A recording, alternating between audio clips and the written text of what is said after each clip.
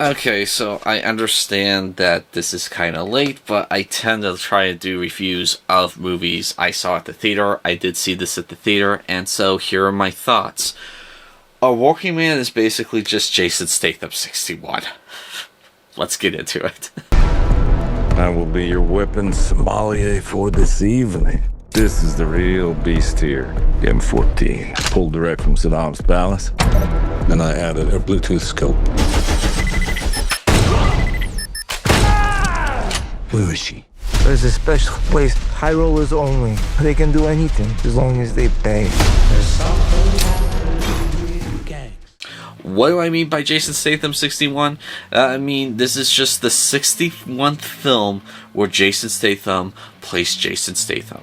And so, basically, I just don't even call them by their titles anymore. I just say the number of what film it is, and I say, hey, you want to go see Jason Statham 61? And a person will usually say yes or no, and then we go see it, and it's like, yeah, Jason Statham 61 was pretty fun. It was just as good as Jason Statham 49, but not quite as good as Jason Statham 55.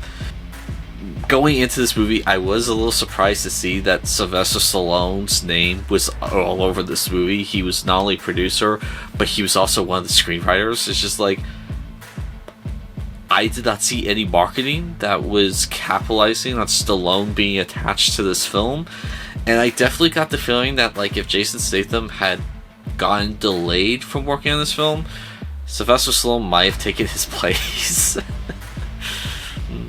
And, like, look, what's the premise of this movie? This is just taken with Jason Statham instead of Liam Neeson. That's really about it, and admittedly not as grounded and gritty as the Liam Neeson one. Like, okay, so it's a wild down version of Taken, because at least in Taken you did kind of see a response from the police, and you did kind of see a more realistic take on what happens to women when they enter the slave trade. And in this, like, it just felt a little unrealistic, especially the fact that the girl he is trying to rescue is never once doped up by the slavers. And I mean, that's not my opinion, that's just something that's kind of common knowledge. And in this movie, it's just like, well, we don't want to destroy her life that much. And it's just like, it felt a little bit Saturday morning comic bookish, if I could put a name on it. Now, this is the same director as the guy who directed The Beekeeper, although I did enjoy The Beekeeper a little bit better, because, like, The Beekeeper knew it was ridiculous and it leaned into that. A Working Man kind of takes itself too seriously when it should have leaned into being ridiculous. I mean, come on, The Beekeeper knew what it was. Working Man, I don't know, I think at times it kind of felt like this is going to be a very important movie, and it's like, you shouldn't have treated it like that. You should have treated it like The Beekeeper.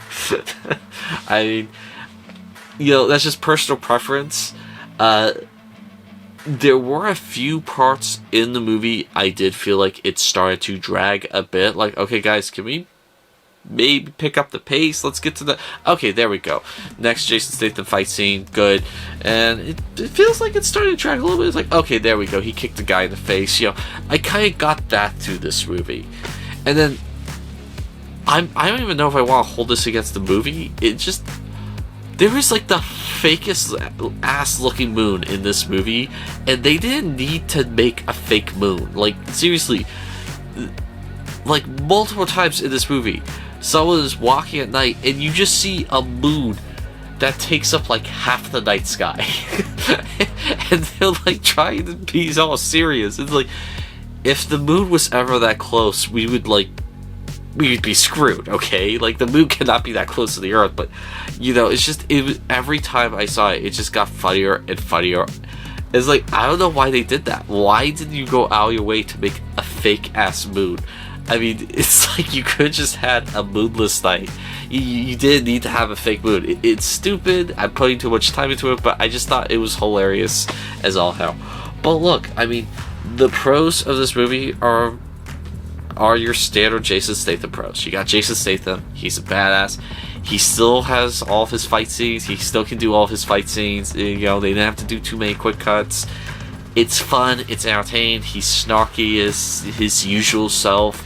I mean, nothing as incredible as like one of the fight scenes from the Transporter films.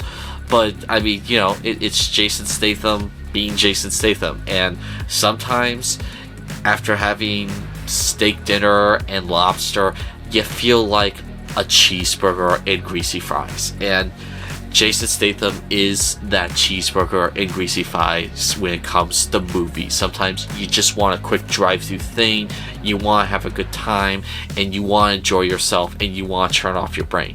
Jason Statham is that guy for you. And that's exactly what I wanted when I went to see this movie, and that's exactly what I got. And so for that, I thought this was a good movie. Is this a masterpiece of art? No, it's not. It's nowhere close to that. Boy, is this a steaming pile of shit? No, it's not that either. This is a consistently comfort food movie, okay? It's the type of thing when you've had a long day and you just wanna, you know what? I just wanna see Jason Statham kick the shit out of some people. Here you go. So anyway, that's been my quick review of A Working Man. What did you guys think? I'm sorry I'm late on this one. Just things in my life have been, going on. Saying off in the comments down below. My name is Chris O'Connell with 11 Views, and that will be all for today.